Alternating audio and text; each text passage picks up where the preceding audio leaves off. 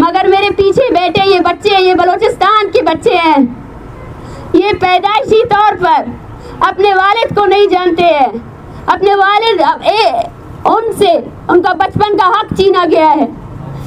کچھ ادارے یہاں اسلام آباد میں آئے، انہوں نے کہا ہم ان بچوں کو کتابوں سے جوڑیں گے، ان کو کھیلنا کودنا سکھائیں گے۔ یقین کرے ہمارے بچے کھیلنا کودنا بھول چکے ہیں، وہ بس اس تصویر کو اٹھائے بیٹھ جاتے ہیں۔ جس عمر میں آپ اپنے بچوں کو بولنا سکھاتے ہیں اس عمر میں ہمارے بچے نعرے لگاتے ہیں۔ جس عمر میں آپ کے بچے جو ہے نا آپ کے اسکولوں میں پوئمز اور نظمیں نہیں گا سکتے ہیں، اس عمر میں ہمارے بچے جو ہے نا تقریریں کرتے ہیں، جن تقریروں کو آپ پوسٹ کر رہے ہوتے ہیں۔ اس عمل کو دیکھیں جس عمل سے ہمیں خوشی نہیں ہے۔ میں نہیں چاہتی کہ علی شیر تقریریں کریں، میں نہیں چاہتی کہ خلیل احمد کے جو 3 بچے ہیں ان کے بچپن کی یادیں یہ پوسٹرز بنے، لیکن بنائے گئے ہیں۔ یہ وہ جبر ہے جو کسی نے نہیں دیکھا۔ خواتین کی حقوق پر بنائی گئی ساری تنظیمیں کیا جانتی ہے کہ بلوچ خواتین کس عمل سے گزر رہے ہیں؟ بلوچ خواتین جو اجتماعی زیادتی کا شکار ہے، بلوچ خواتین، یہ پیچھے جو لوگ بیٹھے ہیں نا یہ وہ وٹنسز ہیں جن کے پیاروں کو آپ نے گمشدہ کیا، لیکن وہ آج بھی آپ کے سامنے کھڑے ہیں۔ ان کی زندگی کے ایک ایک لمحے کو آپ اگر دیکھیں اور سوچیں نا تو آپ اس درد اور تکلیف کو سوچ ہی نہیں سکتے ہیں۔ بلوچستان میں وہ لوگ جو انسانی حقوق پر بات کرتے ہیں، جو قومی جدوجہد کرتے ہیں، ایکٹیوسٹ، صحافی، ٹیچر، جب وہ اپنے حق کے لیے بات کرتے ہیں تو آپ کی بے شرم، میں بے شرم ہی کہوں گی، بے شرم ریاست جو ہے نا جا کر ان کی عورتوں کو ابڈکٹ کرتی ہے، جا کر ان کی عورتوں کو جو ہے نا اغوا کرتی ہے اور ان کو اجتماعی زیادتی کا نشانہ بناتی ہے۔ یہ ہے بلوچستان کا وہ چہرہ، یہ ہے آپ کا ریاست کا وہ چہرہ جو آپ کو کسی نے نہیں دکھایا۔ میں اب جب سوچتی ہوں کہ ڈر کیا تھا انہیں، جب ہم اسلام آباد آئے تو ان کو ڈر کیوں تھا کہ ہم نہیں آئے، اور آج جو یہ بوکھلاہٹ کا شکار انتظامیہ ہے وہ ڈر رہے تھے کہ بلوچستان کی مائیں ان کے کرتوت لے کر آئیں گے، پوری دنیا کو بتائیں گے کہ اسلامی جمہوریہ پاکستان میں جمہوریت کہاں ہے، پوری دنیا کو بتائیں گے کہ اسلامی جمہوریہ پاکستان اس ریاست کی بنیادیں کتنی کھوکھلی ہے، اس کے ادارے کتنے کھوکھلے۔ آپ نے اس پیغام کو، اس آواز کو چھپانے کی کوشش کی، لیکن آپ کو یہ نہیں پتا ہے کہ یہ آواز نئی للکار ہے۔ آج بھی پورے بلوچستان سے ہمیں کال آ رہے ہیں، سب چاہتے ہیں کہ وہ آئیں اسلام آباد میں بیٹھے، آئیں اسلام آباد کو وہ گھنونا چہرہ ان کی ریاستی سپاہیوں کا دکھائے جو انہوں نے کبھی نہیں دیکھا ہے۔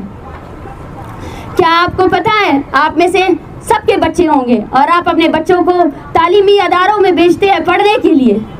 ہمارے تعلیمی اداروں کو بھی آپ لوگوں کی ریاستی فورسز نے ملٹری چھاونی بنا رکھا ہے۔ بلوچستان یونیورسٹی میں ایف سی کا ایک کیمپ قائم ہے، بیوٹنز میں ایف سی کے اہلکار جو ہے نا مشقیں کرتے ہیں، فوجی مشقیں کرتے ہیں۔ بلوچستان میں جو ہے نا آپ کی ریاستی فورسز نے ویڈیو اسکینڈل میں، عورتوں کی ویڈیو اسکینڈل میں ملوث رہے ہیں آپ کی ریاستی فورسز۔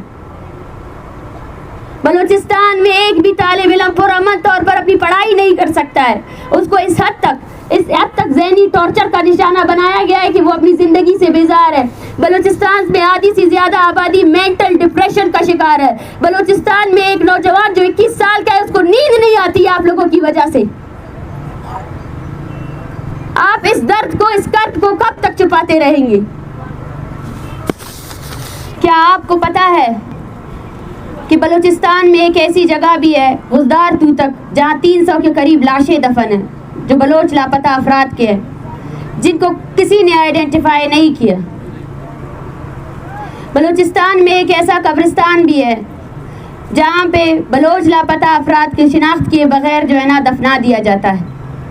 بلوچستان کا کوئی ایسا اسپتال نہیں ہے جہاں مسخ شدہ لاشیں نہیں ہوں، اور جب وہ مسخ شدہ لاشیں گل سڑ جاتی ہیں، یہ ریاست تو ہم سے، آپ ظلم کی انتہا تو دیکھیں، جب لاشیں پھینکی جاتی ہے تو خاندانوں کی قطاریں کھڑی ہو جاتی ہیں، وہ کھڑے ہو کر اپنے پیارے کے ہاتھ پاؤں ان سے یہی پوچھا جاتا ہے، کیونکہ چہرے تو سارے مسخ ہو جاتے ہیں، وہ کون سی نشانی जिससे उनकी प्यारी की आइडेंटिफिकेशन हो, वो कड़े हो जाते हैं लाइनों में। कितनी अजियत से गुजरते हैं आप, उस अजियत का अंदाज़ा तो लगाएं कि कोयटा के सिविल अस्पताल में पड़ी हुई लाशों के लिए पूरे बलूचिस्तान से लोग आते हैं, अपनी बारी का इंतज़ार करते हैं और वो लाश के कोने कोनों को देखते हैं, उसकी टूटी हुई उंगलियों को देखते हैं, उसके गले सड़े हुए हड्डियों को देखते हैं कहीं उसका प्यारा तो नहीं है। उस तलाश को देखे, उस तड़प को देखे कि बलूचिस्तान की माएँ लाशों का भी इंतज़ार कर रही है, क्योंकि वो तकलीफ़ में है। जब भी कोई लाश फेंकी जाती है ना, तो पूरे बलूचिस्तान से लापता अफराद के लोगों में वो खौफ बैठ जाता है, वो हरास बैठ जाता है, कहीं वो लाश उनकी तो नहीं है, कहीं वो लाश उनके प्यारे की तो नहीं है।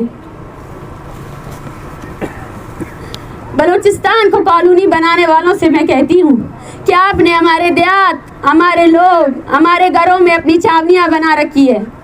क्या आपको पता है कि बलूचिस्तान में जाऊ से लेकर मकरान, कोलू, ऐसे हज़ारों की तादाद में लोग हैं जिनको फोर्सफुली दरबदर किया गया है, जो अपने इलाकों में नहीं है, जो अपने घरों में नहीं है।